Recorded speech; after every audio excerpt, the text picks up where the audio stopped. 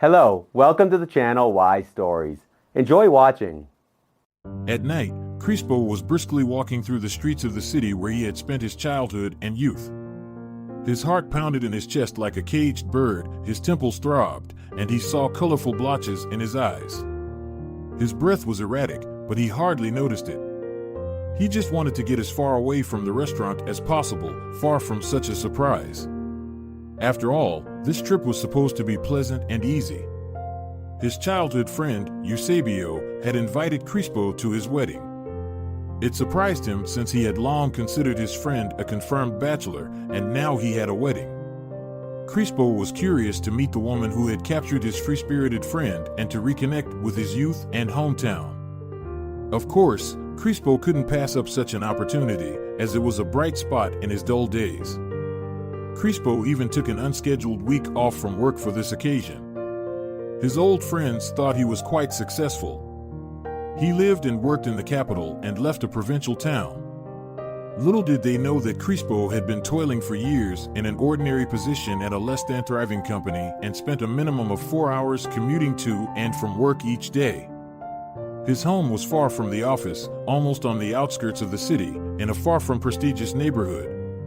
His cramped two-bedroom apartment had long been in need of renovation, but Crispo didn't want to start that ordeal. To him, it was sufficient. He lived alone, and the only thing he did at home was sleep.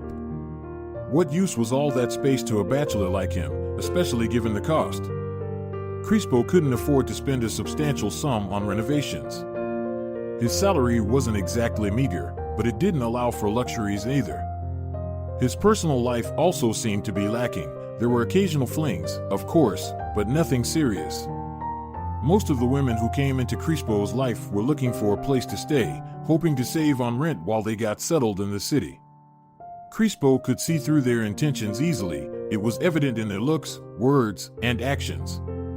It was unpleasant, of course, but perhaps by the age of 35, it was the right time to realize that pure and bright love didn't exist. In relationships, everyone pursued their own goals and interests.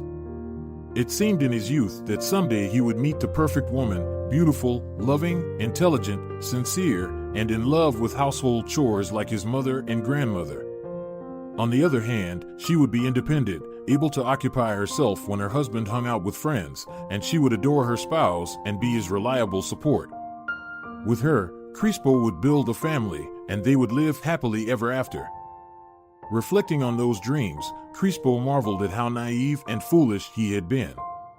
Such women didn't exist, such relationships didn't exist, and nothing in life could be entirely satisfying. This realization came gradually, and disappointments awaited at every turn: work, personal life, daily life. Crispo had so many plans and hopes for living in the capital in his youth. He thought that once he escaped his hometown and settled in the capital, life would burst into vibrant colors. He would have beautiful women, abundant opportunities, lucrative job offers, nightclubs, fun parties, and new friends. In reality, it had turned out differently: a small, two-bedroom apartment on the outskirts of the city, cramped, in an old building, and far from civilization. But even with these modest accommodations, Crispo had not yet paid off his debts. His family had helped with the initial down payment, and it was a substantial sum. With that amount, Crispo could have bought a spacious apartment in his hometown and made luxurious renovations. But in the capital, it was just a small part of the cost of a decrepit top-floor apartment in a 5-story building. Crispo didn't despair, though. At the time, he was full of plans and hope, feeling happy about finally breaking free. He left his mother, grandmother, grandfather, friends, and Helia behind in his hometown. His relationship with Helia had been taking a very serious turn, and it had scared Crispo. She was a good, attractive, modest, and caring girl, but the intensity of her feelings overwhelmed him. Moreover, how many Helias like her would he encounter in the future? It wasn't practical to bring her along to the capital. Crispo quickly found a job. There were indeed many offers, but they weren't as enticing as he had imagined back home. Nevertheless, Crispo wasn't disheartened. He needed money to live and pay off the mortgage. Plus, he needed to gain some experience. He thought everything was ahead of him, but more than 10 years passed, and nothing had changed significantly. Crispo was still working in low-paying positions. To climb the career ladder, you needed connections, extraordinary intelligence, an incredible work ethic, a love for your job, and passion for your work. Crispo had none of that. He went through his office hours as a duty and received his salary at the end of the month, most of which he spent on obligatory payments, rent, loans, and the mortgage. With the rest, he had to live until the next salary. Crispo had always been attracted to beautiful women who were bright like stars, with long, slender legs, radiant, huge eyes, self-assured, witty, and ambitious. There were certainly many such women in the capital city, but Crispo was not at all drawn to them. What could a dull office worker living from paycheck to paycheck offer such women? Back in his hometown, Crispo had been a sought-after bachelor, and for good reason. He was the grandson of the chief physician at the local hospital and a student at a prestigious university. In those days, he felt like the best of the best, with many friends and girls admiring him. But Crispo always dreamed of more. He yearned for life in the capital city and believed he deserved a better, more vibrant existence than the one he had in his hometown. Crispo often spoke disdainfully of provincial life, referring to his hometown as a village and a swamp, and insisted that he would never stay there. He didn't stay, but what had he achieved? Returning home was out of the question. Firstly, Crispo had accumulated debts over the years in the capital city.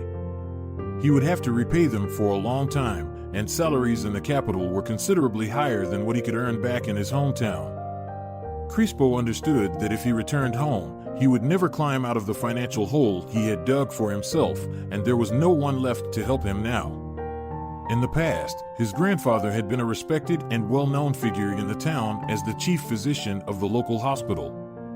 But now he was retired, ill, old, and weak.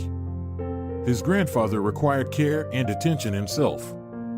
Secondly, how could he possibly return after he had assured his friends that life in the countryside wasn't for him, after his contemptuous words about his hometown, and after, let's be honest, his boasting among acquaintances? Crispo couldn't bear the thought of admitting his failure and incompetence to the entire town, acknowledging his own insignificance. Moreover, in the eyes of his old friends and relatives, Crispo was quite successful and accomplished. He lived in the capital in his own apartment and worked as an economist. He diligently cultivated the image of a person who was content with his life. He even posted photos on social media that, in his opinion, upheld the status of a well-to-do individual. It was amusing, of course, but sometimes the owner of the company where Crispo worked would host corporate events, and photos from luxurious restaurants would appear on Crispo's profile after such occasions. Once, a colleague of Crispo's arrived at work in an expensive foreign car that he had rented just to show off. Crispo took a selfie behind the wheel of that car and posted the photo on his profile the same evening. He laughed at himself. Crispo created the appearance of a life he had never actually lived on his social media page and received a multitude of likes and comments from acquaintances in his hometown. They were convinced that everything had worked out for Crispo and that the ambitious plans of his youth had been realized, and Crispo was perfectly fine with that. He wanted to at least be perceived as successful and happy in the minds of his friends and relatives. Crispo grew up without a father. His mother had him, as they say, for herself, or, to put it more simply and honestly, she got pregnant. Crispo was the result of a common resort romance between a senior college student and a young man who claimed to be a small business owner. Crispo didn't know who his father was, and he believed that he would never find out.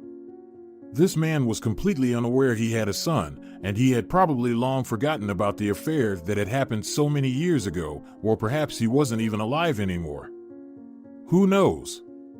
Crispo's mother didn't really know much about her resort lover either.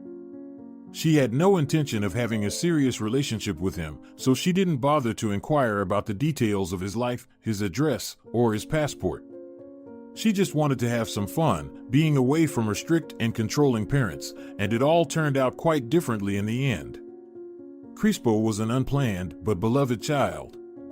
His grandparents insisted that their daughter go through with the pregnancy, even though she initially considered having an abortion. Crispo suspected that it was his grandfather who saved his life. His grandfather was an authoritative, reliable, and principled man, and it was very difficult to argue with him. Perhaps it was hard for him to accept the fact that his daughter had become pregnant out of marriage, but his grandfather managed to overcome his own feelings and make such an important decision for the family. The reward for his grandfather was a grandson. He had always dreamed of having a son, but ended up raising 2 daughters. The elder of them gave him 2 wonderful granddaughters, and the younger one gave him the most pleasant and long-awaited surprise. She finally had a boy. Crispo's childhood was bright and happy, surrounded by loving relatives. His mother, though she didn't devote much attention to her son due to work and her attempts to establish her personal life, made him feel loved. She often gave him toys, took him to amusement parks, or to the movies. She was a festive person, cheerful, energetic, and full of ideas and plans. His mother filled him with optimism and a love for life, and as for his grandparents, they adored him unconditionally. Crispo later realized that his grandmother had deep compassion for him. After all, he was a boy growing up without a father, and his mother didn't pay much attention to him. They had some warm moments together before she disappeared again. That's why his grandmother tried to compensate for the lack of parental affection by preparing delicious dishes, reading bedtime stories, and spending hours with him on playgrounds around the city. His grandmother was like warmth, unconditional love, and complete acceptance for him. Whatever Crispo did, she was always on his side, even if her beloved grandson was somehow at fault. If Crispo got into a fight, his grandmother unconditionally considered the other side to be a delinquent who had dared to hurt a good boy. If he received a bad grade, his grandmother took on the teacher's prejudice. Crispo loved his grandmother too. It was nice to know that there was someone in the world for whom you were a ray of sunshine, the best, the most beautiful, and the smartest. With his grandfather, Crispo had a different relationship. His grandfather didn't particularly encourage misbehavior. He could scold his grandson or even give him a light slap with his wife's approval. His grandfather set boundaries, and paradoxically, this created a sense of security for Crispo. His grandfather was as solid as a rock, and his words carried weight. He often had heart-to-heart talks with Crispo on various topics: friendship, love, education, and life plans. These conversations began when Crispo was very young, and the boy cherished those moments. Furthermore, his grandfather often took his grandson to work, where the boy saw how much respect other people had for his grandfather, and he felt proud of his relative. Crispo understood that his grandfather was doing a very important job and doing it well. His grandfather took Crispo fishing and into the woods, and sometimes they spent entire days in the garage, dismantling the old family car. Crispo suspected that his grandfather could have bought a newer car, but apparently that faithful old car was more valuable for him. The older relative did his best to compensate for Crispo's lack of paternal attention, and he succeeded brilliantly. Crispo adored his grandfather, and in his childhood, he dreamt of becoming just like him. When Crispo was around 6 years old, he saw a performance of a famous rock band on television, and the spectacle captivated him so much that he didn't even hear his grandmother calling him for dinner. From then on, Crispo never parted with a plastic shovel, holding it like a guitar and singing and dancing just like the guys on TV. The adults laughed and clapped their hands. They were sure that Crispo would outgrow it, but he didn't. At first, the boy just listened to rock compositions, then he started singing along. His grandmother was the first to notice that her grandson had a sense of pitch and a good voice, so she enrolled him in a music school. Crispo got disappointed there. He had imagined things very differently, thinking that the school would have a stage and men dressed in jeans with guitars. But he had to spend hours playing the piano. It was unbearable, and Crispo began to hate school after just 2 or 3 classes. However, his grandmother, always gentle and accommodating, suddenly displayed determination. She thought her grandson would become a musician because his teacher assured her that Crispo had talent and an innate sense of rhythm, but laziness was ruining it. His grandmother didn't want to squander Crispo's talent, so she made him attend the music school for 3 years, and then, with his grandfather's support, he finally left the dismal institution. His grandmother regretted his decision for a long time. She had envisioned him on posters as a great pianist. But Crispo had completely different dreams when it came to the stage. His grandfather, who saw and understood everything, gave his grandson a guitar for New Year's, a real, beautiful one. Crispo gradually learned to pick out melodies, sometimes observing his favorite performers, sometimes figuring things out on his own, but also diligently practicing with the help of instructional books. The boy was happy. He enjoyed this form of education. There were no mentoring instructions, no unnecessary lessons like music theory or music literature, no obligations or exams. Now the boy would spend hours in his room selecting compositions, and it worked out well. Perhaps his father was musical, his grandmother said sometimes. In our family, it seems like we all miss the musical talent, but Crispo clearly has it. Crispo liked to imagine that his father was one of those rock musicians who played in packed stadiums. He even searched for similarities between himself and the popular rock stars of the time, and somehow he managed to find some. In school, Crispo didn't excel, but he also didn't receive any failing grades. His mother and grandmother initially dreamed that Crispo would follow in his grandfather's footsteps and become a doctor, but by the time he reached middle school, it was clear that the boy didn't have the necessary inclinations and abilities. His grandfather, on the other hand, wasn't concerned at all. He believed that everyone had their own path, and it was the role of adult relatives to help the child discover their future and identify their talents, which could eventually turn into a profession. Nobody took Crispo's guitar playing seriously, so one day, during a family council meeting, it was decided that Crispo would become a student at an economics university. Why not? It was considered a promising and lucrative profession, just right for a young man. Crispo didn't object, mainly because he had no ambitions or plans for the future. He had chosen to become an economist, and it didn't sound too bad. Studying at a university was better than joining the army, and, in general, Crispo thought that the life of the students was an endless celebration, parties, new friends, and acquaintances. He couldn't wait for it to begin. Crispo liked university life right away. It seemed like there was suddenly less control, as if his relatives had begun to consider the only grandson and son as adults. His grandfather even started giving him more pocket money. It was wonderful. Everything was just as Crispo had imagined: parties, gatherings at rented apartments of fellow students, and visits to nightclubs. Finally, it was happening. It was at this point that Crispo's ability to handle a guitar came in handy. It was great to sit in someone's kitchen and sing cheerful or even naughty songs. Crispo, the guitarist, was always the center of attention, and he was quite proud of himself. With his good looks and cheerful personality from a good family, he naturally caught the eye of many girls. In school, Crispo hadn't been particularly popular, but in university, he suddenly became a desirable bachelor. Of course, he took full advantage of it, starting romantic relationships, enjoying his youth, and exercising his freedom. One day, while wandering through the city at night, a group of friends led by Crispo ended up in a rock bar. Crispo had no idea that such a place existed in the city. The bar was located in the basement of one of the buildings in the city center, an inconspicuous sign with minimal advertising. However, inside, it turned out to be a real treasure: several not very spacious but cozy rooms with soft, comfortable chairs and photos of rock musicians on the walls, a long bar with high stools, and a stage with a microphone in the largest of the rooms.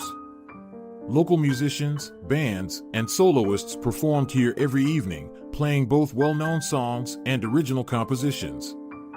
There was a special atmosphere here. The regular visitors to the bar seemed to have known each other for a long time, forming a cohesive and harmonious group. Crispo immediately wanted to become a part of it. This was the very dream he wanted to live in. Since then, Crispo has started visiting this bar regularly. He watched the musicians' performances with bated breath and applauded them so vigorously that his palms would burn. Crispo sang along with the soloists and sometimes even danced. It depended on his mood. Gradually, Crispo became part of the bar's community. He got to know the musicians, and sometimes they even allowed him on stage between sets. Crispo played for the bar's patrons and felt the reciprocal wave of energy coming from the audience. It was magnificent.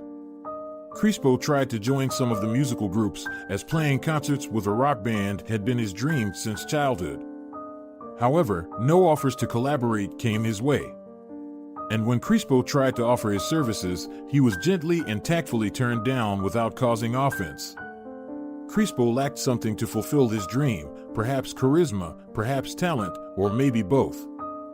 He had to accept it, but the rock musicians remained his idols and demigods. He enjoyed socializing in this environment, listening to their conversations and helping them with their performances. In this rock bar, Crispo met Helia. He still remembered that evening. It was the end of May, during the break between university exams. Crispo, as always, had barely managed to extricate himself from the troubles he had created for himself. Throughout the semester, he had neglected his studies, and on the eve of the exams, he suddenly realized that he had to start cramming. Some subjects required him to study hard, for others, he had to pay. Some exams even required him to work off extra credit hours. So, on that day, Crispo spent the whole day doing just that. His legs and back were aching from the unusual physical exertion, but now he had the necessary and important professor's signature on his exam record. Crispo decided to visit his favorite rock bar after a hard day. He went there alone since all his friends were occupied. Some had gone on dates with their girlfriends. It was Friday, after all, and others were diligently preparing for their next exams. But Crispo wasn't worried, as he had plenty of acquaintances in the rock bar, so he wouldn't be bored. And indeed, as soon as Crispo entered, Bacho, a regular at the bar, greeted him. Bacho and his friends were sitting in the sandy hall at a corner table. Crispo happily joined them, and they engaged in jokes, conversations about life, and friendly teasing.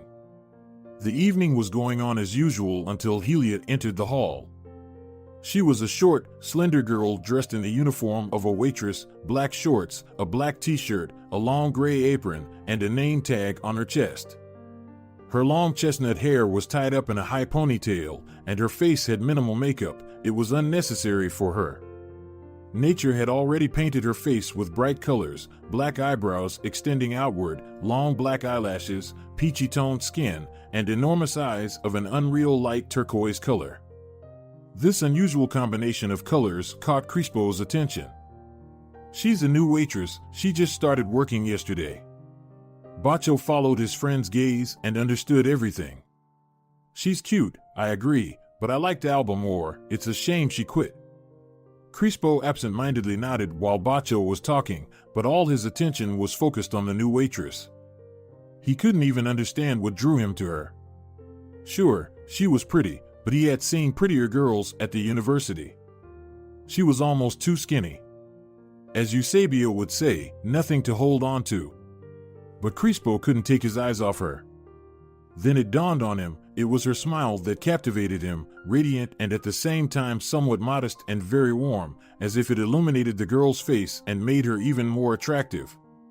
Crispo wanted to see that smile all the time, and what's more, he dreamed of being the one who could make her smile. It was a strange feeling. He had never felt this way before. That evening, Crispo didn't dare speak to the girl, which had never happened to him recently. In school, he used to get shy when he was around girls, as he didn't know how to communicate with them and was even slightly afraid of them. But now, with some experience under his belt, he still found himself getting flustered and becoming quiet in the presence of the new waitress. Of course, after some time, Crispo gathered the courage to speak to Helia. That evening, he deliberately came to the bar to have a conversation with her. He came alone, without his friends, as he didn't need them at that moment. Helia looked tired or sad for some reason, and then one of the guests, not a regular but a random customer, expressed dissatisfaction with her service. She had brought the customer the wrong beer, which had caused a loud commotion. The customer demanded his beer and refused to accept anything else. Helia looked flustered, and she would have to return the drink and admit her mistake to the manager, not a pleasant situation. "Miss, put this beer on my tab," Crispo said. "And please bring this young man what he ordered." Helia broke into a grateful smile that warmed Crispo's heart.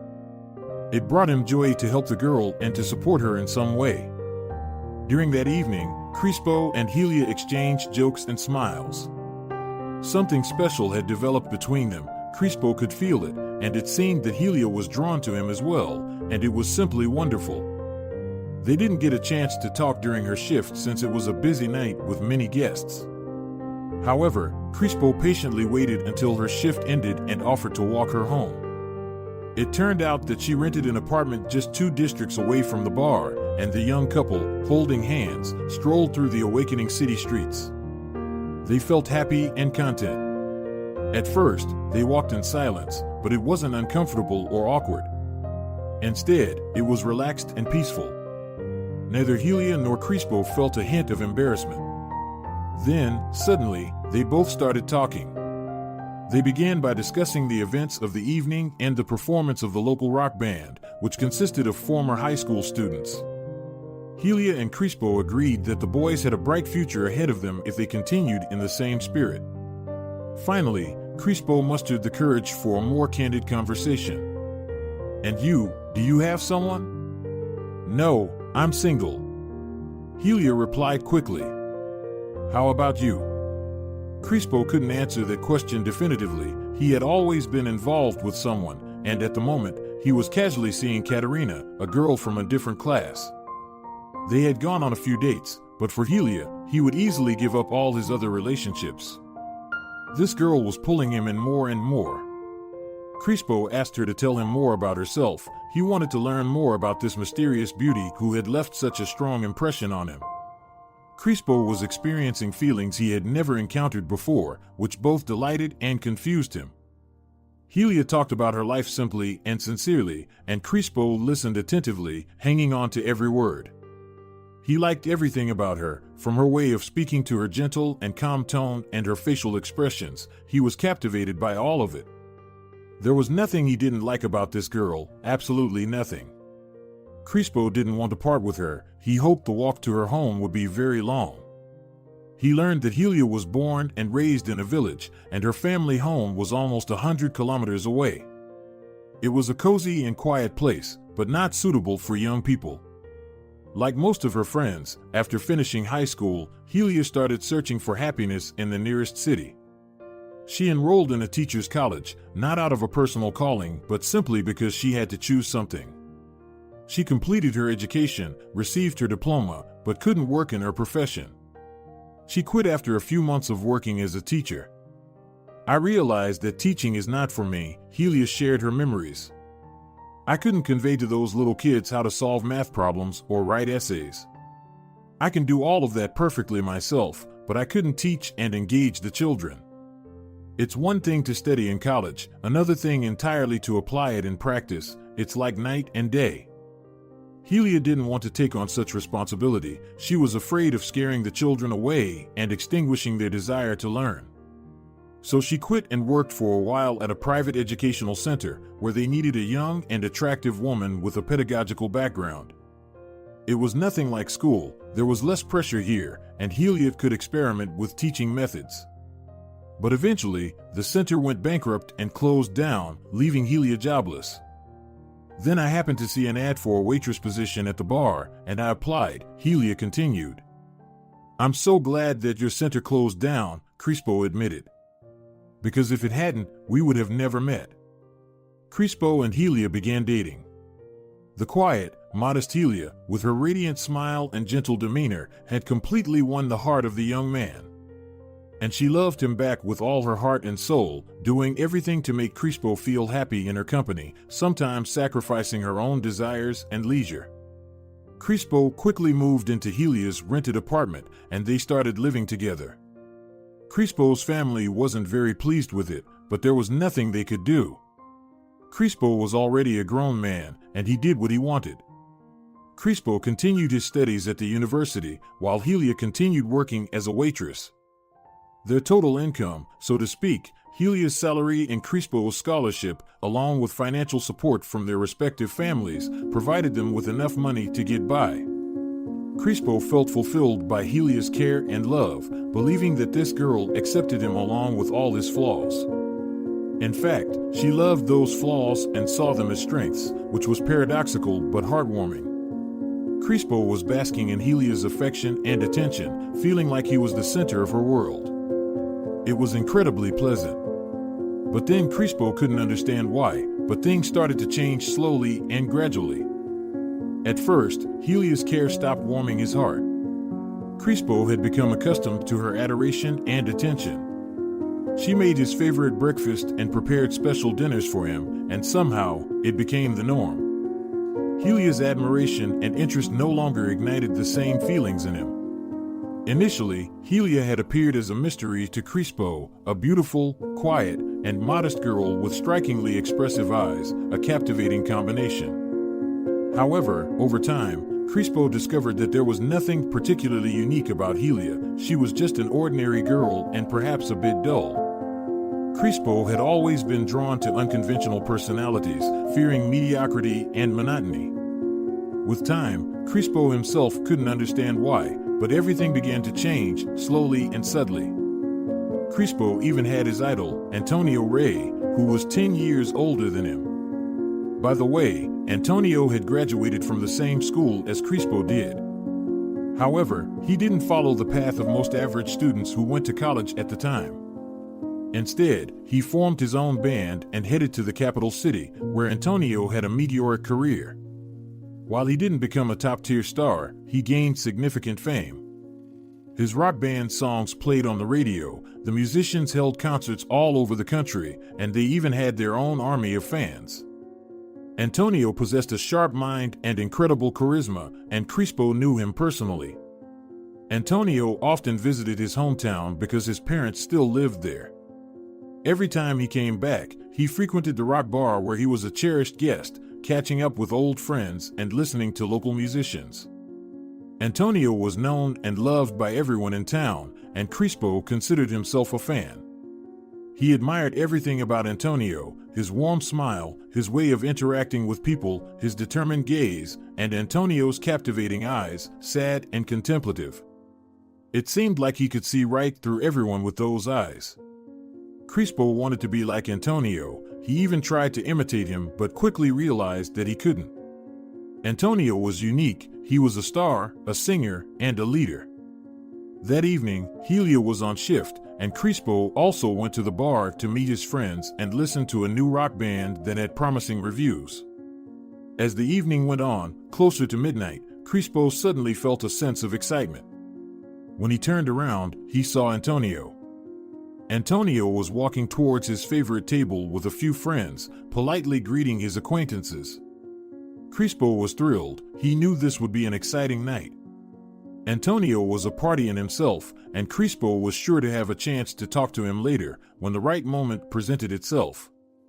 Deep down, Crispo still held on to the hope that Antonio might help him, perhaps get him on stage or put in a good word for him with someone.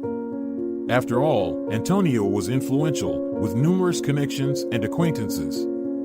Maybe Antonio would even consider taking him into his band, not as a core member but as a backup. Antonio was living the life Crispo had always dreamed of: touring, performing, rehearsing, socializing with interesting people and beautiful women, and most importantly, being on stage. Antonio filled stadiums, had crowds singing along, and was adored by thousands of eyes. What happiness! Crispo had come to the realization that becoming a rock musician wasn't on the cards for him by the time he reached his last year of university. And maybe it was too late to start at his age. But every time he saw Antonio, Crispo couldn't help but think about his dream. A glimmer of hope would awaken in him. Helia was serving Antonio's table, smiling at him as she did with all customers, and he occasionally exchanged a few words with her. Crispo couldn't hear what they were saying, but judging by Helia's expression, it seemed to be something pleasant. To his surprise, Crispo suddenly realized that he didn't like seeing his girlfriend chatting so comfortably with Antonio. It wasn't jealousy, no. Crispo understood that Antonio was surrounded by beautiful women of various types, all willing to do anything for him. Why would he choose the provincial girl, Helia?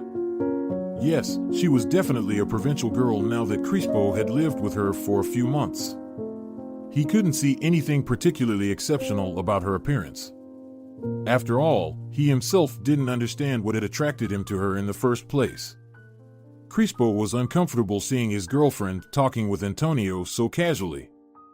He had to wait patiently for the right moment, and Helia was chatting with Antonio so effortlessly and naturally, as if she didn't realize who he was. Or perhaps she genuinely didn't know. Several more hours passed, and Crispo decided it was time to have a conversation with his idol. He headed towards Antonio's table.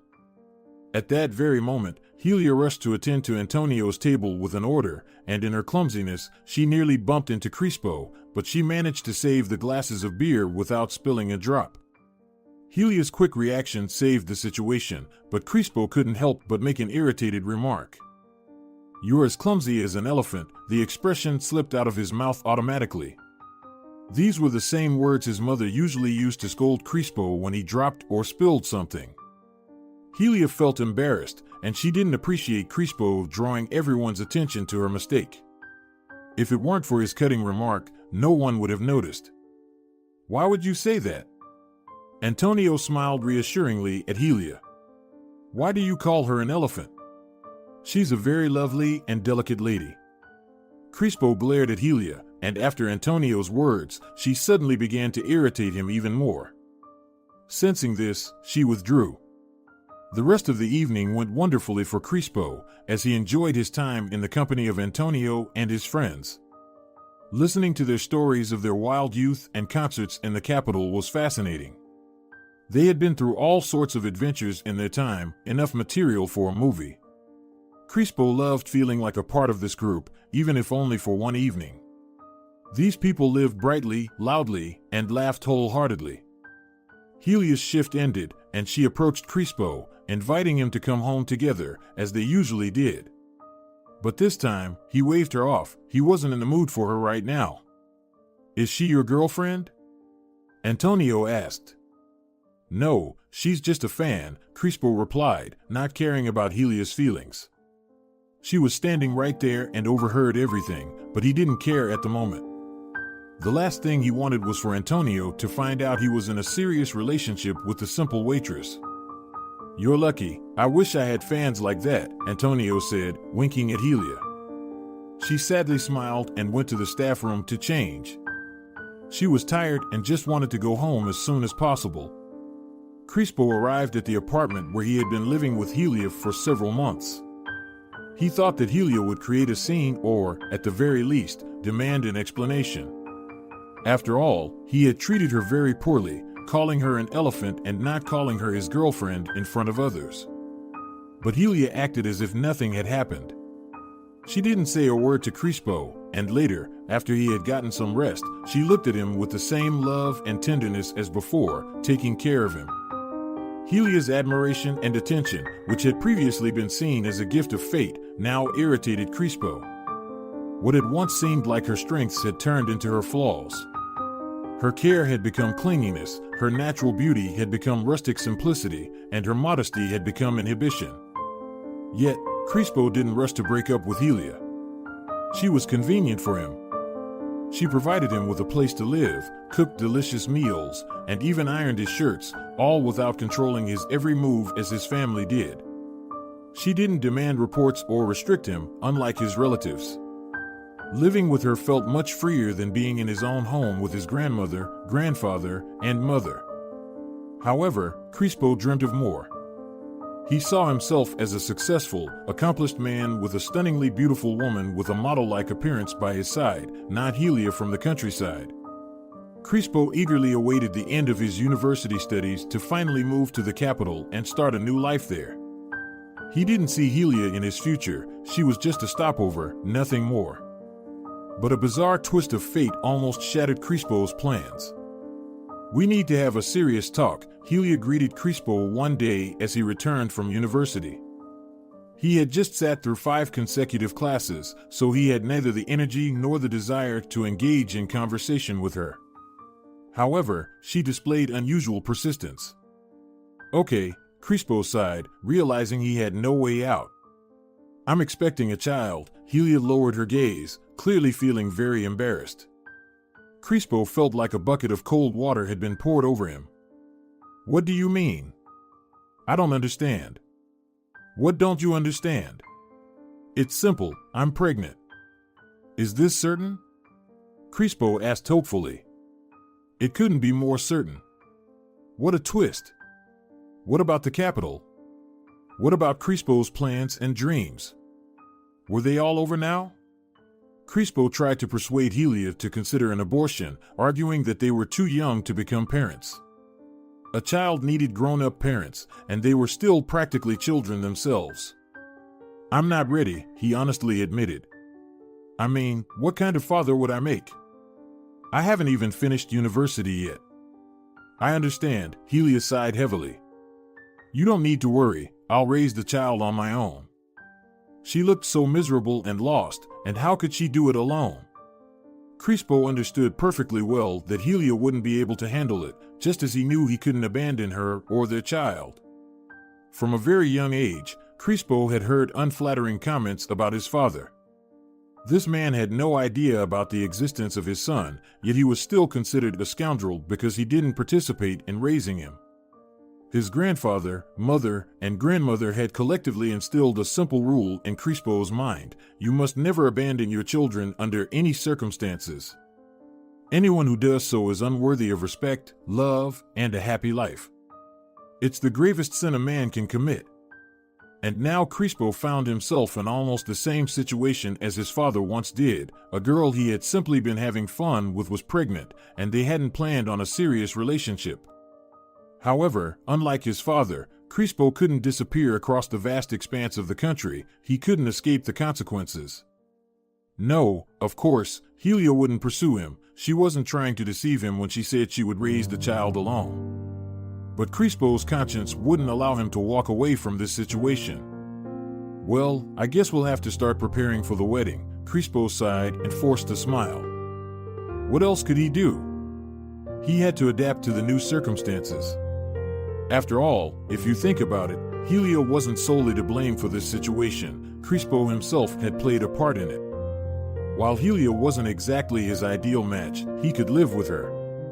She was resourceful, quiet, and caring, and she'd probably make a good mother. As for the capital, it would still be there, waiting. It wasn't going anywhere, and Crispo was determined to achieve his goals. He tried to reassure himself with these thoughts. So what if there was a child on the way? The most important thing was that the child would be born within wedlock, maintaining propriety. Later, they could get divorced, and he could pursue his previous plans. True, he'd have to pay child support for a whole 18 years, but that wouldn't be a problem. Crispo would have such a good income that these mandatory deductions wouldn't affect him. Helia hugged Crispo and snuggled up to him. I knew I could count on you. I knew you were reliable. In the past, such an admission would have thrilled him and filled him with energy and joy, but now Helia seemed like an obstacle, a millstone around his neck, a problem. So he remained silent. Crispo introduced Helia to his relatives. The wedding was just around the corner. She immediately won their hearts, especially his grandmother, who tirelessly praised her grandson's bride and repeated how incredibly lucky Crispo was to have met such a girl. The wedding preparations began, and Helia looked so happy and enthusiastic. Her joyous demeanor irritated Crispo, and conversations about the impending celebration drove him crazy. Everyone around him was rejoicing, but he felt like a trapped animal. All his plans had crumbled because of her and because of Helia. He almost graduated from the university and had a diploma. He'd aced his final exams, and now was the perfect time to get on a train and leave for a new life. But then this, a wedding, a radiant Helia, and a child. Helia continued to work at the bar, but Crispo decided to take a break after the grueling final stretch, first the exams, then the diploma. He figured he had time to earn some money before Helia would be on maternity leave, and he, Crispo, would have to support the family. More than usual, Crispo went to the rock bar to hang out with friends and have a drink or two. He watched with envy the young and not-so-young musicians performing on stage. Some of them would remain in this forgotten little town, while others were destined for a bright future, like Antonio. Watching these people, Crispo began to realize that he hadn't handled his life as he should have. A person is born and lives only once, and there's no time for things or people you don't love. But obligations kept Crispo trapped, as if in a snare. He was yearning for a change in his life and prospects. His friends had no inkling of his true feelings. They thought he was just a bit nervous about the wedding and impending parenthood. That was normal, right? Crispo didn't try to convince them otherwise, suffering alone and desperately hoping that he could make up for it all, not now, but later, in a couple of years. His plans weren't canceled, just postponed, as long as this swamp didn't trap him whole. On one of those evenings at the bar when Helia stayed at home, Crispo enjoyed even a semblance of freedom and met Juana, tall, stunningly beautiful, with long hair cascading in waves down to her waist, tight jeans that accentuated her flat stomach, and a revealing top. She was in the company of her friends. They were attractive girls too, but all their merits faded in comparison to Juana's beauty. Crispo couldn't take his eyes off her from the moment she entered the room, and he wasn't the only one.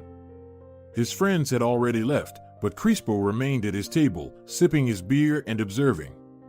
He liked everything about her, her smile, her loud, infectious laughter, her gestures. Juana was clearly the leader among her friends and in life in general, it seemed. A couple of times, she caught Crispo's gaze, and then a little miracle happened. She invited him over to her table. Most of her friends had already dispersed by that time, leaving only two silent girls who didn't interfere with Juana and Crispo's conversation. During their conversation, it became apparent that the young people had a lot in common. Juana was a couple of years younger than Crispo and had also been raised without a father. Her grandmother and mother insisted that she enroll in the local university's law school after high school, but all she had ever dreamed of was becoming an actress. She was drawn to the stage, the creative environment, and city life. "You really will become an excellent actress," Crispo sincerely assured his new acquaintance. "With your beauty, directors will be fighting over you." "Thank you," Juana replied with a smile, unfazed. "I thought the same, but at that age, I wasn't ready to argue with my mom and grandma, not like I am now." Juana initially followed the wishes of her elder relatives, but as she grew older and stronger, she declared that she was an adult and wouldn't let anyone manipulate her or dictate her life choices. "In short, I picked up my documents from the university today, and I won't be going back there. In a couple of days, I'm taking a train and leaving for the capital for good. Even if I don't become an actress, I won't be coming back here," Juana declared. Crispo admired her determination. Unlike him, she hadn't abandoned her dream despite external pressure. She wasn't afraid to leave her university behind and venture into the unknown. In this, she was like Antonio. And with her appearance, character, and determination, Juana would undoubtedly succeed. Suddenly, Juana surprised Crispo by leaning in and kissing him. His head spun from the unexpectedness of it all. Could it be true that such an amazing girl was interested in him? "You're amazing," Crispo told Juana after she leaned back a bit. Her enormous dark eyes resembled two deep whirlpools. It was so easy to get lost in them. "Maybe you'd like some company. How about we go to the capital together? It seems you, too, are feeling confined in this town. It would be easier for both of us if we were together." Crispo stared at his beautiful companion in astonishment. She had understood him so well and grasped everything about him so quickly. "Yes, of course," he nodded. "I'm with you." At the moment Crispo said this, he sincerely believed that he would deal with the problems with Helia and the wedding later, that he would come up with something. He couldn't possibly turn down such an amazing girl. Perhaps he would never meet anyone like Juana again, and he was almost certain of that because there surely weren't many like her. That evening, Crispo left the rock bar with Juana. She was behind the wheel of her own old foreign car, a gift from her grandfather for enrolling in the law faculty. Juana drove incredibly well, and Crispo was mesmerized by her confident movements and graceful profile. They ended up in a remote field, a deserted, empty place. Juana turned off the engine, turned to Crispo, and smiled. How could he resist? They welcomed the dawn lying in each other's arms on the unfolded seats. At that moment, Crispo had no doubt he would break up with Helia. He wouldn't reject his child, of course, but there would definitely be no wedding. However, it wasn't that simple to tell Helia the truth. But Crispo didn't want to deceive her either. He wasn't doing anything wrong. He had met someone else and fallen in love. It happens in life. He was not Helia's property. He was a free person who could live his life as he pleased. But Helia looked at Crispo with such eyes. They held hope, adoration, love, and tenderness. It was hard to speak the truth when faced with those devoted eyes. Crispo felt like the worst person in the world when he finally shared the news with his former fiancée. Helia crumpled up as if Crispo's words caused her physical pain. Tears welled up in her eyes. "You're rushing this. You don't even know this, Juana. She's a beautiful girl. You're young. I understand that. It might be a passing fling, but why make hasty decisions? If you want to go to the capital so badly, let's go together." "There's nothing holding me here," Helia pleaded.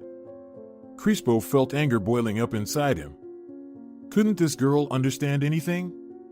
He wanted to go to the capital to start a new life, the one he had dreamed of for so long. Maybe he would make it as a rock musician. If not, he could still work in his recently acquired profession. The capital was a city of great opportunities. He wouldn't lose anything. And he certainly didn't need the burden of an annoying Helia and a baby. Helia cried, begged, and apologized. Crispo still couldn't figure out what for. He was getting angrier and began insulting her, trying to hurt her as much as possible. He knew he was treating her cruelly, but these harsh words were his way of severing ties with a tiresome girlfriend and pushing her away. She irritated him and truly got on his nerves. Crispo recalled everything about Helia, her rural background, her not always correct words, her narrow outlook. He accused his former fiancée of lacking ambition and called her a dumb chicken, a burden, and an anchor. And Helia just nodded in response to all these insults, agreed, and promised to change. Another person in her place might have become angry and started calling her unfaithful fiancé names in return, but not her. She clung to Crispo with all her might and was willing to forgive him absolutely everything. It was actually a bit flattering. With Helia, Crispo felt like a prized possession, almost a deity, and he liked how hard she fought for him. Crispo knew he was humiliating the girl, but he couldn't stop himself. He was taking revenge on Helia for the trouble she had caused him, and he was asserting himself. In the end, Crispo stormed out of Helia's apartment, slamming the door. At that moment, he felt light and free. Of course, the child wouldn't disappear, and he would have to pay child support and maybe even have contact with the baby. Crispo didn't want to be seen as the same mythical figure as his own father in the eyes of his son or daughter. Certainly, he wouldn't abandon the child. He would be present in their life from time to time and, of course, provide for them. Someday, this little person would understand everything and be proud of their successful, resolute father. Crispo decided not to explain anything to his relatives. Things probably wouldn't have gone as smoothly as with Helia. He would call them later and explain everything when he was already in place. He would leave a note as well and, by the way, ask them to look after Helia and the baby.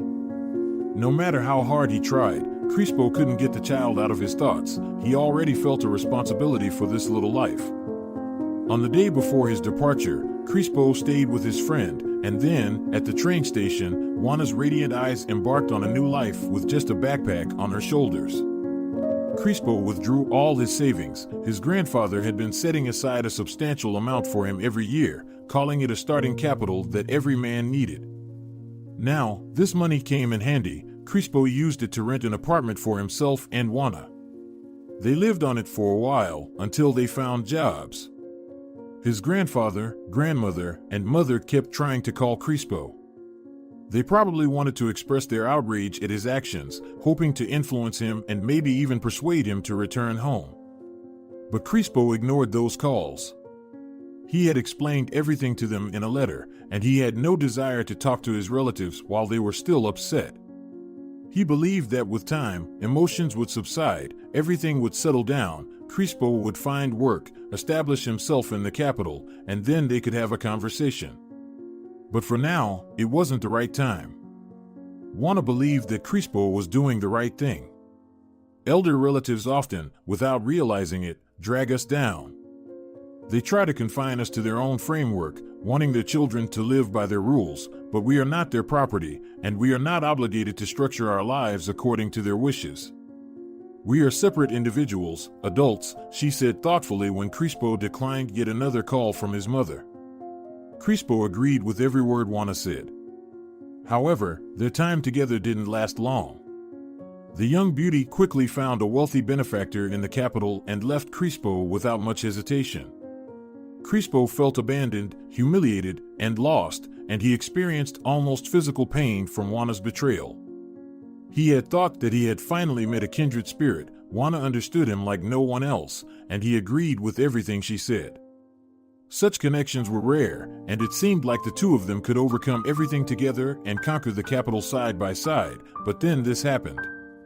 However, Crispo couldn't dwell on his feelings for long. He needed to settle into his new location and find a more lucrative job. Returning home was out of the question. After more than a month of fruitless job hunting, Crispo finally got lucky. He was hired as a junior economist at a not-so-successful but definitely reliable company. Crispo believed that it was just the beginning, the start of his path to a successful, prosperous life. However, over 10 years had passed, and he was still in the same place. Crispo continued to work in a non-prestigious position, with little career advancement and no clear prospects. Then, after obtaining a good job, Crispo finally called his mother. He was prepared for a serious conversation. His mother would shout and accuse him, perhaps even demand that he return, but she surprised Crispo with what she said. Helia was so distraught because of your betrayal that she lost the baby. She ended up in the hospital and barely survived. We called you to tell you that Helia was in the intensive care unit, but you never answered. Crispo processed the news, and strangely, he felt a deep pain at the thought that the child was no longer there. In theory, he should have been happy. The problem had resolved itself, but he experienced a mix of pain, disappointment, and indescribable longing. Crispo had gone through it, of course, and now it was easier to turn the page and start a new life. Crispo worked a lot and saved money whenever possible. His life consisted of reports and commuting back and forth from the office to home. There were no parties, no exciting new acquaintances, and certainly no beautiful women. Crispo had completely abandoned his guitar. It now gathered dust in a corner and used and forgotten. He had neither the time nor the mood for it. A couple of years later, Crispo managed to get a small mortgage for an old, run-down apartment on the outskirts, but it was his own place. Relatives helped with the down payment, the rest was up to him. At the time, Crispo was genuinely excited, believing that he was getting a fresh start. But as time passed, nothing changed. Crispo continued to live in a tiny two-room apartment on the outskirts of the capital, spending a lot of time commuting, living from paycheck to paycheck, and cutting costs wherever he could. Only on social media did he carefully craft the image of a successful, accomplished man. It seemed fine. Crispo knew that friends and relatives were watching him, thinking that everything was going well for their hometown boy. Crispo's personal life didn't progress. He had occasional flings, but all those women, without exception, were just passing through. Like Juana, they needed a place to stay temporarily, and Crispo's apartment served as a transit point. He understood this and now, with nostalgia, remembered Helia, her care, tenderness, love, sensitivity, and respect. With her, Crispo felt like a king. She gave him wings, while others merely used him. Crispo understood this and agreed, but he had no other choice. Then, one day, Crispo got a call from an old friend, Eusebio. They had been close friends since their school days, and they hadn't seen each other much since Crispo's departure.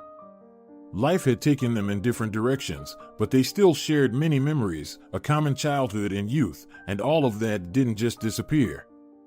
Now, it turned out that Eusebio was finally settling down. He was getting married soon and invited his childhood friend, who now lived in the capital, to the celebration. So, will you find time for an old friend in your busy schedule? We haven't seen each other in ages, and now there's such a reason, Eusebio semi-jokingly said, once again convincing Crispo that in his hometown, they considered him a well-established and happy man. Crispo hadn't visited his hometown in all these years. His mother, grandmother, and grandfather had come to visit him several times, but for some reason, he had no desire to return. However, now, suddenly, Crispo felt that he was ready to see his hometown again, meet old friends, and be seen as a successful guest from the capital, someone who had built a career and escaped from obscurity. It was so great. Of course, I'll be there, Eusebio. Crispo arrived in his hometown late in the evening, opting not to take a taxi and instead deciding to walk. Not much had changed here, the same dusty, cracked sidewalks, lush greenery everywhere, familiar streets, parks, and squares. Strange feelings overwhelmed him. He longed for his former self, the young man full of plans and hopes. It seemed like he was different from the rest. They were ordinary, staying in this town, while he, Crispo, would be someone like Antonio, someone the locals would be proud of. But it didn't work out that way. Certainly, Crispo lived and worked in the capital, but it wasn't quite what he had once dreamed of. The locals, however, had no idea. At least for 1 week, Crispo would get to feel like the person he wanted to be in his youth, and that was comforting. His family welcomed their son and grandson warmly. They hadn't seen each other often recently. His grandmother and grandfather, the older relatives, had become quite old. Yet, once, they both seemed to Crispo to be energetic, strong, and all-powerful. Time spares no one, and his mother was no longer the beautiful young woman she used to be. Oh, these were the only people on the planet who cared about Crispo. When they were gone, he didn't even want to think about those days when he would be completely, utterly alone. The next day, Crispo met up with Eusebio and his fiancée. Valeriana turned out to be a very pleasant and attractive woman. Eusebio didn't let go of her hand. It was evident that he was wholeheartedly in love with his partner. Under Valeriana's blouse, there was a neat baby bump. Eusebio was about to become a father. That was quite the news. Crispo thought about how he might have had a teenage child by now if it weren't for. Who knows, maybe if that child had been born, Crispo would have returned from the capital when he realized that things weren't working out there. Perhaps he would have proposed to Helia, and they would all be together, living as a happy, big family. It was a pity that Crispo didn't understand in his youth that happiness was right there, readily available to him. He had chased after the mythical crane in the sky. The friendly gathering went wonderfully. Crispo, Eusebio, and their old friends were joined by their significant others. They were all serious and had families. Some had grown potbellies, while others had started going bald, mature family men, but still the same jokers and pranksters. Then Eusebio and Valeriana went home, and Crispo and his friends headed to the almost familiar rock bar. To Crispo's relief, not much had changed here either. Friends dropped by occasionally, and they were still regulars. It warmed his heart. Crispo played the role of a successful man diligently, treating his friends to beer and providing them with carefully crafted information about his life. He didn't lie, of course, but he presented the facts in a way that maintained the image of a man who had realized his youthful dreams. "You've done well, Crispo," Sergio clapped him on the shoulder. "I remember that in our youth, you used to say that this town wasn't for you and that you'd achieve more. And you did, you've achieved it. We all kind of envy you." Crispo smiled at his friend and remained silent. If only Sergio knew what there was to envy. And the next day was the wedding. Crispo arrived at the Registro Civil at the appointed time. A crowd of well-dressed guests, adult relatives, the newlyweds, and their friends were already there. Crispo was initially overwhelmed by the abundance of unfamiliar faces. Then his friends called out to him. They had all come to the celebration with their significant others, family-oriented, serious people, all of whom had children, jobs, apartments, and cars. Looking at his old friends standing hand in hand with their wives, Crispo once again felt that his own life was somehow aimless. The solemn ceremony, the obligatory stroll with the photographer to the city's memorable places. Champagne flowed like a river, guests had a great time, laughed, and showered the newlyweds with compliments. Eusebio and Valeriana genuinely looked great, beautiful, in love, and happy. Then it was time for the restaurant. By that time, Crispo had relaxed, getting acquainted with everyone he didn't know. The guests treated him warmly and friendly, inquired about the capital, and spoke respectfully about Crispo's career. It was all just as he had imagined. At the restaurant, a lively and cheerful master of ceremonies awaited the well-dressed crowd. On the porch, a new batch of guests gathered, and it was here that something that Crispo never expected happened. Among this group of newcomers, he saw Helia. At first, he couldn't believe his eyes, thinking it was a mirage, but how could she be here at all? Helia had changed, of course, during this time, but not so much that Crispo wouldn't recognize her. The same huge turquoise eyes, long, slightly wavy hair, slender, touching, almost translucent. Only now, there was confidence in Helia's gaze that made her face even more attractive. Helia was wearing a flowing dress of an amazing emerald hue that complemented her eyes perfectly. She had pinned her hair in a way that framed her beautiful face and cascaded down her graceful shoulders. She looked much younger than women her age and exuded warmth and energy. Crispo could even sense it from a distance. "Is that Helia?" Crispo asked Sergio, who was standing next to him. "What is she doing here?" "Helia? Eusebio invited her," his friend replied. Crispo smirked. Sergio didn't really help him much. At that moment, Helia also noticed him. Their eyes met, and Helia smiled. Her radiant smile had a strange effect on Crispo.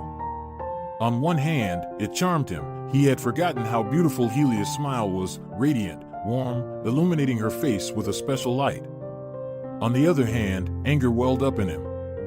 Yes, he was angry at Helia. For some reason, he suddenly blamed her for his not-so-successful life. Helia had been just an annoying, clingy girl back then, demanding his attention but unwilling to give him space. It was because of her that he rushed to the capital when he wasn't fully ready for it. She was to blame for everything, and now Crispo was forced to lead a miserable existence. And here was Helia at the wedding, looking all beautiful, clearly successful, confident, and smiling at him with a sense of superiority. Crispo gave a dry nod to Helia and hurried to blend into the crowd, but now the celebration was not as enjoyable as before. Crispo watched from his seat as Helia enjoyed herself, easily mingling with the guests. Many knew her, and she laughed and danced, and several men invited her to dance. It wasn't surprising, but it was strange that she had come to the wedding alone. Sergio said that Eusebio had invited her. Why on earth had he done it? Was it because of him, Crispo? Helia clearly enjoyed life now, and it seemed that everything was going well for her. Her accessories, seemingly modest and unnoticeable earrings and a delicate necklace, were worth a fortune, not to mention her shoes with the unmistakable red soles from a high-end brand. Crispo recognized the signature sole. Helia didn't look like a small-town girl at all. She appeared modest yet expensive and refined. Local girls, on the other hand, preferred to shine at events like weddings with bold makeup, flashy clothing, and elaborate hairstyles. Helia stood out from them, and for some reason, it irritated Crispo. It seemed to him that Helia looked down on everyone, including himself. He was waiting for the right moment, and finally, there it was. Helia, carrying a tray, hurried towards an elderly lady, possibly the bride's grandmother. The lady seemed unwell due to the heat, and Helia noticed it. She rushed to the kitchen and returned with a tray containing a pitcher of cold water and a couple of glasses. Crispo hastened to approach his former bride. He wanted to humiliate her, and the perfect phrase had already formed in his mind. "Hello. You can't escape your past, can you? The waitress is still at work." These words were meant to remind Helia of her past and make her remember who she really was. Helia raised surprised eyes at Crispo, and it seemed like she was slightly flustered. That's it, all the external gloss had slipped off her. Helia hadn't changed at all, and it appeared that Crispo still had a significant influence on her, just like before. "Hello to you too," Helia whispered quietly. She placed the tray in front of the elderly lady and stepped away. Crispo, pleased with himself, returned to his seat, feeling almost happy. He managed to hurt Helia. Now she didn't look as arrogant and radiant. That was perfect. Crispo invited a young girl to dance, seemingly Valeriana's niece. The young lady had been casting amorous glances at the lone city guest all evening. Of course, she had fallen under the charm of the supposedly successful man. Young people were easily drawn to such things nowadays. Crispo decided to capitalize on the impression he had made on the girl and asked her to dance, to which she gladly agreed. He did it for Helia's sake, let her see how much fun he was having and how popular he was. Even young beauties were throwing themselves at him. It seemed Crispo had achieved the desired effect. Helia was watching him as he was dancing with the young cousin of the bride, her eyes filled with sadness. Perhaps she was jealous? Perhaps she still had some feelings for him. Crispo enjoyed thinking that, but it wasn't enough for him. He wanted to make others laugh at Helia. He didn't even understand why. Maybe by humiliating her, he felt more successful and significant. Silly, of course, but that's how it was. Crispo was discreetly watching Helia, waiting for the right moment, and finally, it happened. The girl didn't notice that someone had spilled champagne on the floor. She slipped, awkwardly waved her arms, and nearly fell. Many people saw that moment, and Helia almost lost her balance. At the last moment, she managed to grab onto a nearby column. Someone gasped, someone smiled, and Crispo loudly remarked, "Well, just as clumsy as an elephant." "Are you saying it again?" A familiar voice suddenly chimed in. Crispo shifted his gaze from Helia to the person who had appeared behind her, and he couldn't believe his eyes. It was Antonio. He had just arrived at the restaurant a few minutes ago, otherwise, Crispo would have noticed his idol sooner. Antonio, not taking his eyes off Crispo, extended his hand to Helia, helped her to her feet, and naturally, with a familiar gesture, put his arm around her waist. Crispo couldn't believe his eyes. Helia, for some reason, looked sad. "As clumsy as an elephant, you called her that back then, at the rock bar, remember?" Crispo nodded, even though that moment had completely faded from his memory. But if Antonio said so, then maybe it was true. "It all started with that phrase of yours." Antonio smiled at Helia. "So thank you, but don't talk to her like that again, or you'll have to deal with me." Antonio seemed like he was joking. He was smiling when he said it, but looked very serious. Stunned, Crispo returned to his seat, and the young lady, Valeriana's cousin, sat down next to him, chattering joyfully about something. Crispo wasn't really paying attention to her. He was watching Antonio, who was holding Helia's hand so gently. A crowd had gathered around them, and Eusebio was there too. Old acquaintances exchanged jokes and discussed something amusing, and Crispo couldn't bring himself to join them, even though he wanted to. He was too overwhelmed and confused. "What's going on here? I don't understand anything," he finally said. "That's Eusebio's friend, Antonio. Eusebio has known him since they were kids. He's his idol," replied the young companion of Crispo. She turned out to be useful. Surely, this girl could provide him with some information. Valeriana's cousin happily shared all she knew. It turned out that Antonio, who had made quite a successful career in the capital, often visited his hometown. He had parents here who didn't want to leave their small hometown, and of course, friends. Antonio had continued to hang out with Eusebio and his friends all this time. They often met at the rock bar. Crispo would have been part of that crowd too if he hadn't left. So gradually, almost friendly relationships had developed between all of them. As for Helia, he had met her at the same rock bar. "I heard some guy insult her right in front of Antonio," the girl shared details. "And that's what made him notice her. He liked her right away and even wrote a lot of songs for her. In my opinion, those compositions of his meant for Helia are the most beautiful. But Helia seemed to be in love with someone else at the time. Some kind of unfortunate love affair happened to her. Strangely, who can resist Antonio? And she was hoping for something, waiting for her former boyfriend. He, as they say, didn't treat her very well. He left her just before the wedding, I think. She was in a terrible state back then. Valeriana said she was even hospitalized. I don't know what happened to her there. But Crispo knew. He knew why Helia ended up in the hospital. she lost her child because of the intense emotional distress she experienced. Eusebio and Valeriana told me later. Helia didn't return to work at the rock bar after that. She went to live with her relatives in the village, and Antonio found her through some acquaintances. He got her address and went there himself. It's an amazing story. I would have never believed that something like this could happen. How can't one ever stop believing in fairy tales after hearing this? She asked. Yes, it's truly a unique story, Crispo agreed. Crispo vividly imagined it all as if he were watching a movie. Antonio visited the rock bar every evening in the hope of meeting the waitress who had captivated him. Of course, he learned everything he could about Helia from mutual acquaintances. Eusebio, Sergio, and Bacho, all of them, of course, knew that Crispo had abandoned Helia right before the wedding and had fled to the capital. The guys didn't judge him, they understood their friend, especially since he had no intention of giving up on their child, and they even supported him, approving of his decision. Well, anyone can fall out of love, but dreams should come true, Bacho philosophically remarked when he found out that Crispo was leaving. Antonio saved Helia from despair, pulling her out of the depths of her despair. At first, Antonio came to her village every day, every single day, the charming young lady accompanying Crispo continued. But strangely enough, she didn't want to be with him. I can't imagine how that's possible. He's such a great person, and she must have really loved the guy who left her on the eve of her wedding. But Antonio kept visiting her, it's so romantic. Well, eventually, Helia melted, and they've been together ever since.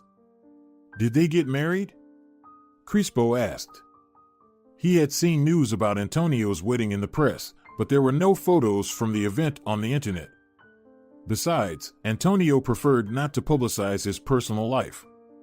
Crispo couldn't have guessed that Antonio had married Helia, the same Helia he had run away from many years ago and, apparently, still had some feelings for her, or else where did this strange desire to humiliate her in front of everyone come from? Yes, they got married. By the way, the wedding took place here, but neither of them wanted any fuss around it. Everything went quietly and modestly, and then they flew to the capital and now live there. They came here for a few days to visit Antonio's parents. Eusebio found out and invited them to the wedding. Isn't it great? Helia arrived first. Antonio had some urgent business, but now he's here too. They make a wonderful couple, don't they? Crispo looked at Antonio and Helia. They were sitting at the other end of the table, surrounded by guests. Antonio was gently hugging his wife's shoulders, and she placed her hand on his knee. It was idyllic. They really looked harmonious together, and Crispo suddenly realized that he wanted to hug Helia, look into her eyes, and see her smile. He would never meet someone who would love him so sincerely again. Crispo had tried many times, but it was all in vain.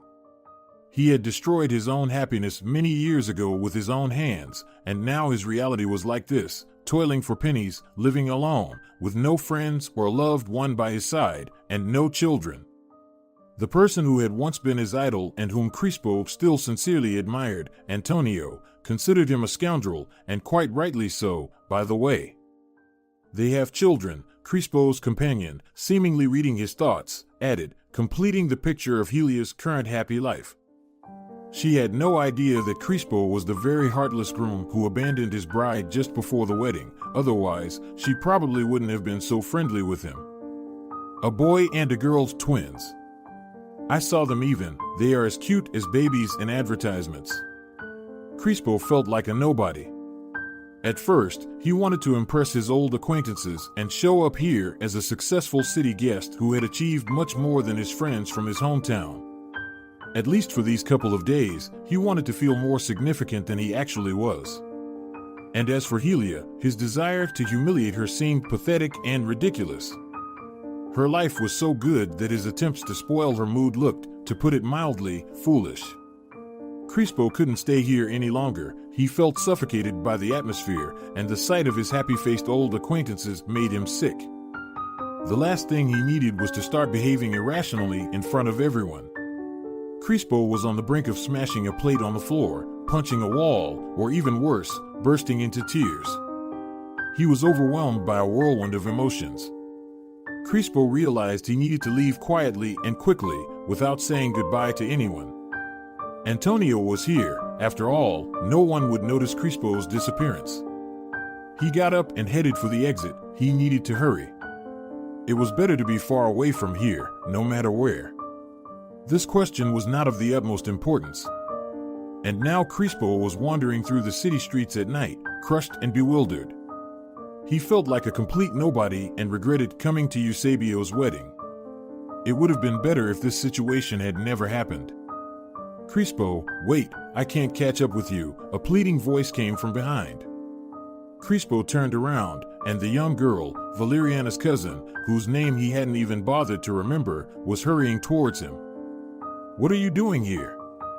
He asked, surprised. You left so suddenly that I followed you. Your face looked strange and very sad, it seemed. Why on earth did you follow me? He wondered. Well, because I didn't want to part with you, she replied. Crispo looked into her clear, sincere eyes and was bewildered. Could he, such a despicable and vile person, actually appeal to this young beauty?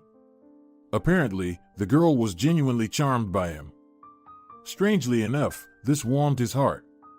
Crispo realized that not everything was lost. He was only 35, with a whole life ahead of him. The kind of life he would have depended entirely on. Clearly, he had made plenty of mistakes, but he was only human. The main thing was to draw the right conclusions and move forward to live a happy life. He needed to change something about himself and his perception of the world. If his previous actions had led to such a disastrous outcome, it meant one thing: he had to act differently now, that was all.